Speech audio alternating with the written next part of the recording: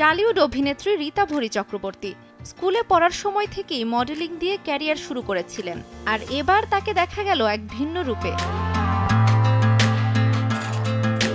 যেখানে দেখা গেছে গোসল করে পোশাক বদলে ফিটফাট হয়ে গাড়িতে উঠছেন রীতা ভরি চক্রবর্তী। এদিকে মাথায় জড়ানো ভেজা তোয়ালে খুলতে গেছেন ভুলে, জানিয়ে রীতিমতো হাসির পাত্রে পরিণত হয়েছেন তিনি। ছবিতে স্পষ্ট দেখা গেছে গাড়িতে উঠতে চলেছেন অভিনেত্রী। সুন্দর একটা পোশাক পরলেও মাথার তোয়ালেটাই খোলেননি এই নায়িকা। নিজের এই উদ্ভট ছবি নিজেই পোস্ট করেছেন সোশ্যাল মিডিয়ায় এবং ছবির ক্যাপশনে লিখেছেন, এই যখন আমি আমার মাথায় তোয়ালে দিয়ে কাজে বের হয়েছিলাম, শুধু নিজের যুক্তিতে বলবো আমার দেরি হয়ে গিয়েছিল আর 3 সপ্তাহ আমি ঠিকমতো ঘুমাইনি।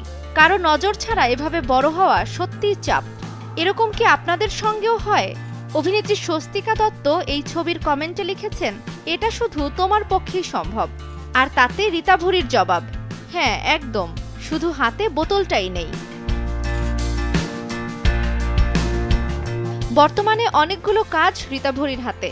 অসুস্থতার কারণে গত বছর সেভাবে কাজ করতে পারেননি এই অভিনেত্রী।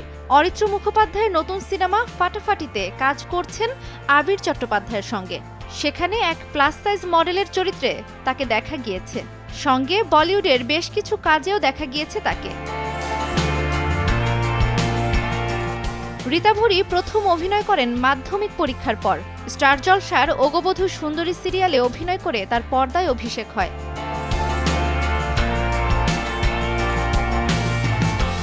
জান্নাতুল দোলনা, সময় সংবাদ।